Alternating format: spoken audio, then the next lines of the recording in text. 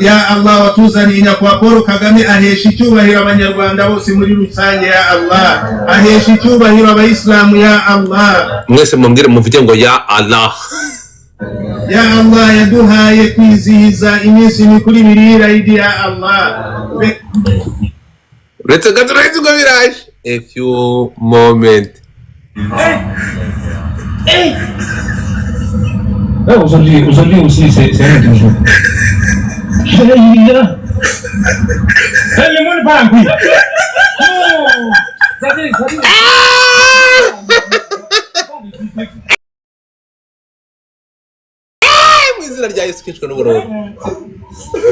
Dis même pas finir avec les filles, c'est les garçons qui maintenant qui out.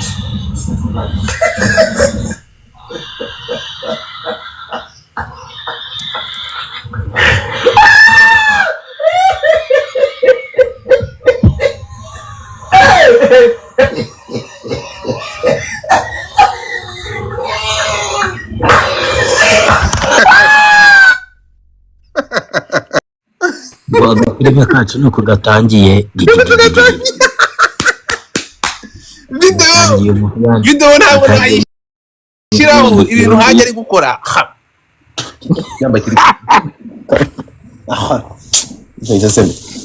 ndaringiye kukubwira ngo waduhaye tukirebera ibuka ko bigize icyaha.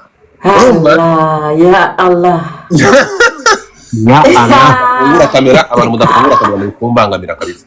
Nene abantu hano hejuru bafungura kamera. Okay none se Godfa ngiye mfite ikibazo ko numvise turiko Allah ko numvise ingurube muri iriya video. ariko guza abantu reka bumve noneho umva watuzaniye nyakubahwa Paul Kagame ahesha icyubahiro abanyarwanda bose muri rusange Ya Allah ahesha no twese cyo tuvugira rimwe Allah urashaka babarira.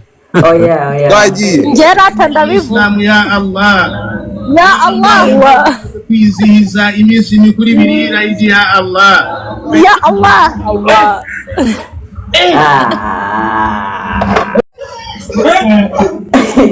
Dis même pas finir avec les filles, c'est les garçons qui maintenant qui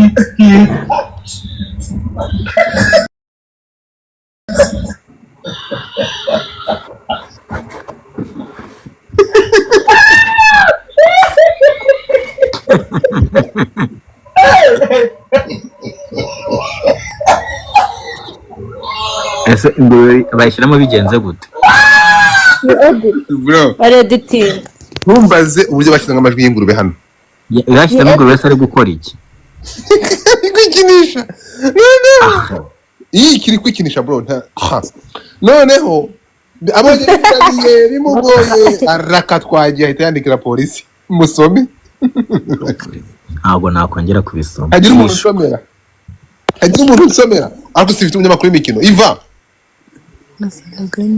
Hi Haji Rubangisa Antoine Sulaiman, nasabaga niba byakunda ko mwama amahirwe yo kubonana namwe bizaba ari iby'agaciro guhura namwe kuko mfite ibibazo byinshi nshaka kubagezaho cyane.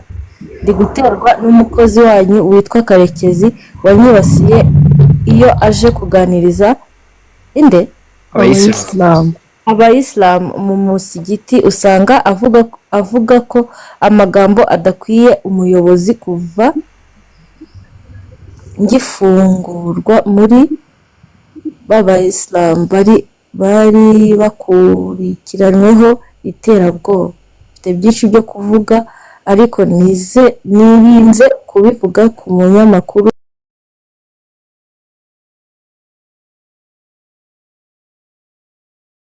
Bihe umurongo neza. Nari narasabye nkubonana na Afande Jano ampa namba yanyu kugira ngo nzahure namwe kuko yambwiye ko afite urugendo. Gusa numvise ko namwe mumfiteho amakuru atari meza. Kuba mwahawe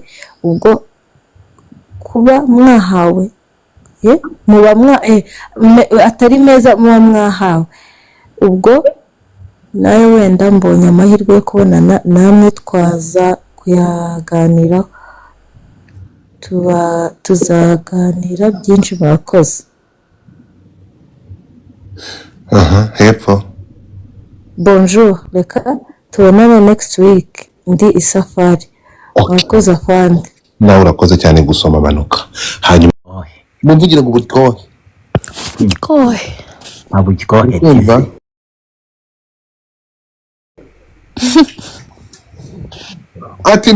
ati nyirimo bebe nakusubiri kwa hamu. Ubwo uzi kuvuga ngo nakusubiri kwa hamu. Ubutegeranyije inzara no gushukura nicyo bivuze. Gushukura wenda inzara ntayirimo. Gushukura kwa hamu ni inzara. Noneho haji ahangaha uko byaje kugenda byaje kurangira ari muri iki. Turagushimira ku buyobozi bwiza waduhaye ya Allah. Mana turagushimira ku muyobozi wacu nyakubahwa perezida wa Repubulika Paul Kagame ya Allah.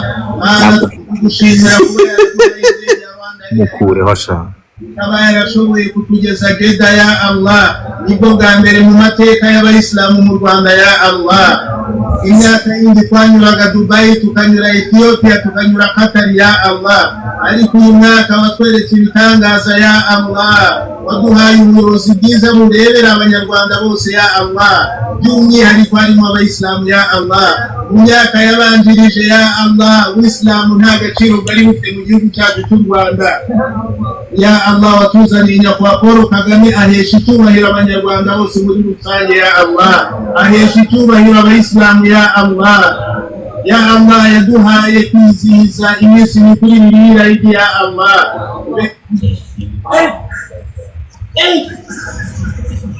Aujourd'hui aussi, c'est un exemple.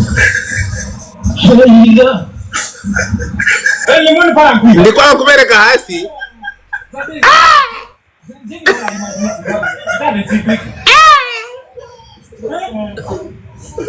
J'ai même pas fini avec les filles, c'est les garçons maintenant qui est out.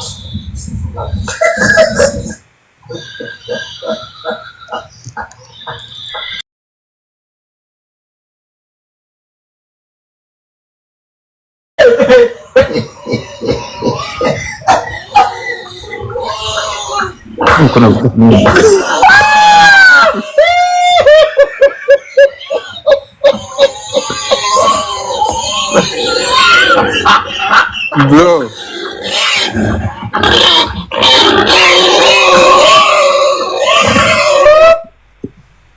Abashenzi baragiye bashyira amajwi ya za kabamano n'abagome. Abantu n'abagome.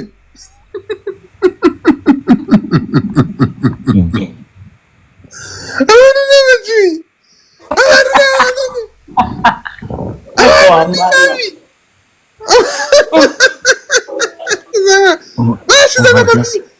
umva Jack ngo ariko ntibishobotse ukuntu uje wiga.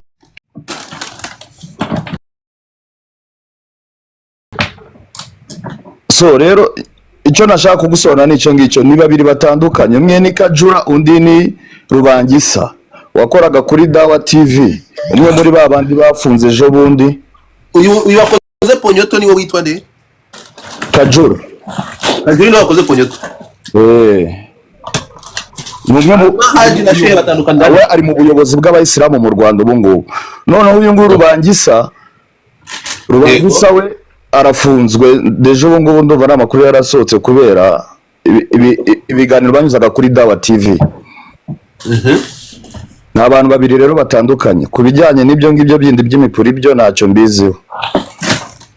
So ni ukuvuga ngo umakimara gufungwa undi mupuri wagiye hanze. None se n'abagabo ibyabo ni imipuri. No. Kajura nawe muri kuvuga ku mupuri, Rubangisa niwe wandikiye afande.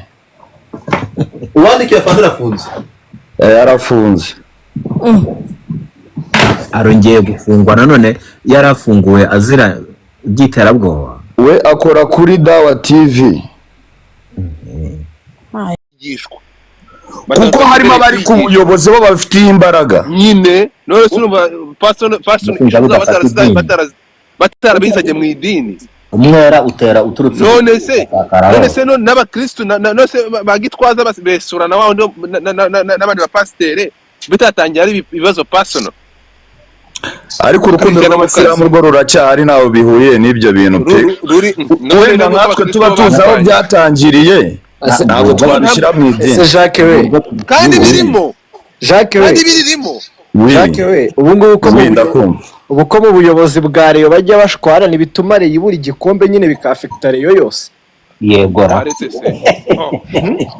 Abajya bashwanye nibyo nyine biraruta rugufi. Ahubwo umutwe w'inkuru uraza kwitwa bombori muri idini rya Isilamu mu Rwanda. Oya pe, oya.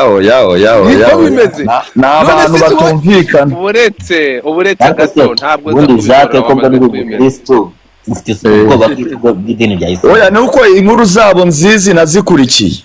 Jacques nyumva gato. Jacques nyumva. Ubuze ko hari abantu abashehe kubera ibibazo byabo bahagaritse badashobora kwigisha, siko bimeze? Yego, mu musigiti.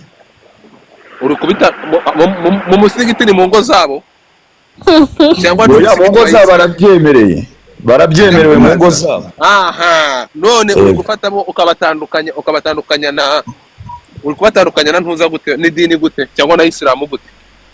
Kuko hari abari ku buyobozi, kuko hari ababishi bo bafite imbaraga zo kubahagarika. Uretse gato ubuyobozi bw'iki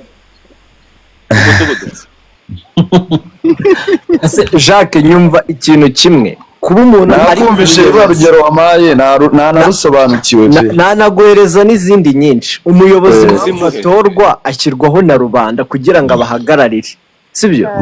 Iyo umuyobozi ari muri positive way, ibintu byose bijya positive. Impamvu abantu bihuriye na Islam nkuko wabivuze, arabemera Kajuru bajya ku ruhande rwe bro, bakavuga ati twacu nuriye, si baturutse muri Islam bakajya ku ruhande rwe. Hari n'abandi bavuga ati twe ntabwo tujya kuri ruriya ruhande bakajya kuri ruriya. Already noneho mu idini cyangwa se muri Islam bamaze gucikamo ibice. Urumva se bitamaze kuza mu musigiti indani,